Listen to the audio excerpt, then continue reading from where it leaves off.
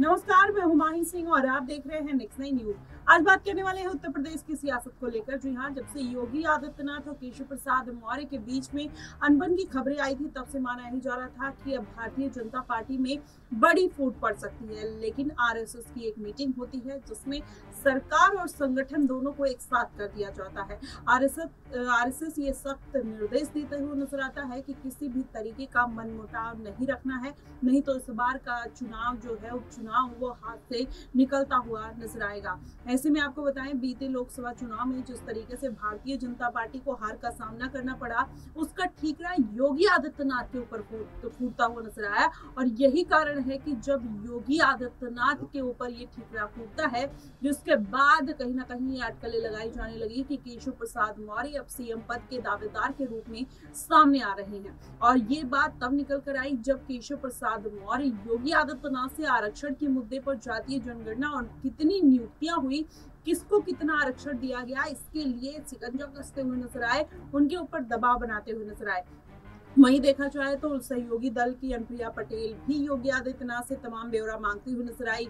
उन्होंने अपने ही सरकार पर सवाल खड़ा कर दिया। कांवड़ यात्रा के मुद्दे पर लेकर जयंत चौधरी जिस तरीके से योगी आदित्यनाथ के ऊपर भारी पड़ते हुए नजर आए, उससे ये कहा जाने लगा कि अब भारतीय जनता पार्टी में बड़ी टूट हो सकती है और योगी आदित्यनाथ इस्तीफा दे सकते हैं। हालांकि ये अटकलें लगाई जा रही थी, लेकिन ये अटकलें खारिज हो जाती है। योगी आदित्यनाथ का इस्तीफा देने का जो सिलसिला है वो थमता हुआ नजर आता है। लेकिन वहीं देखा जाए तो केशव प्रसाद मौर्य और योगी आदित्यनाथ के बीच में जो मसला चल रहा था, एक तरीके से कह लीजिए, वो मसला आरएसएस के संग के बाद और मीटिंग के बाद कहीं ना कहीं खत्म होता हुआ नजर आया।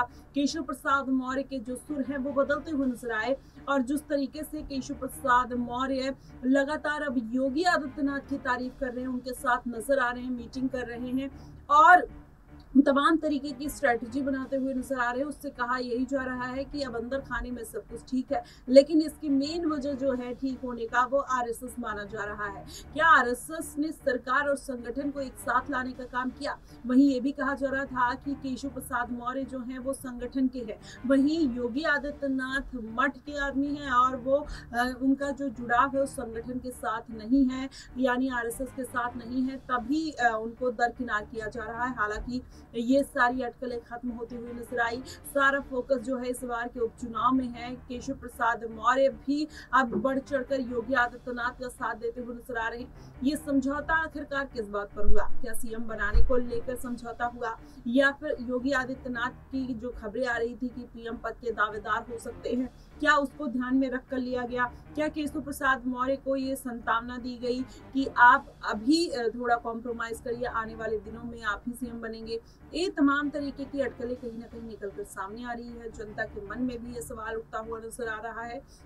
वहीं अगर देखा जाए तो केशव प्रसाद मौर्य के जिस तरीके से सुर बदले, लगातार योगी आदित्यनाथ की तारीफ करना, पीएम मोदी की तारीफ करना, जिसके बाद ये अटकलें लगाई जाने लगी कि अब अंदर खाने में सब कुछ ठीक है। लेकिन उससे पहले आप उनकी केशव प्रसाद मौर्य की ये वीडियो देखिए कि किस तरीके से योगी आदित्यनाथ की खुलकर तारीफ करते हैं और पीएम मोदी की खुलकर तारीफ करते हुए नजर आते हैं। देखिए ये वीडियो। जनता की जानती और मानती है कि हमारी डबल इंजन की सरकार स्वतंत्र भारत के इतिहास में सबसे अच्छा काम कर रही है। दुनिया में मोदी जी जैसा नेता कोई दूसरा है क्या? देश में मुख्यमंत्री योगी आदित्यनाथ जी जैसा दूसरा मुख्यमंत्री है क्या?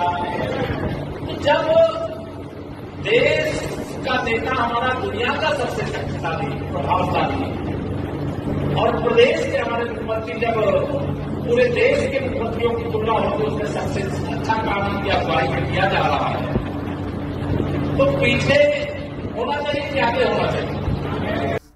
तो देखा आपने किस तरीके से केशव प्रसाद मौर्य के जो सुर है वो योगी आदित्यनाथ के लिए बदल गए। किसी जिम्मेदारी को लेकर बदले या किसी पद को लेकर बदले, ये कहना थोड़ा मुश्किल है। फिलहाल आपको क्या कुछ लगता है, आप हमें कमेंट बॉक्स में जरूर बताइएगा। फिलहाल के लिए बस इतना ही। देश और दुनिया की तमाम खबरों के लिए हमारे साथ बने रहिएगा नेक्स्ट 9 न्यूज पर।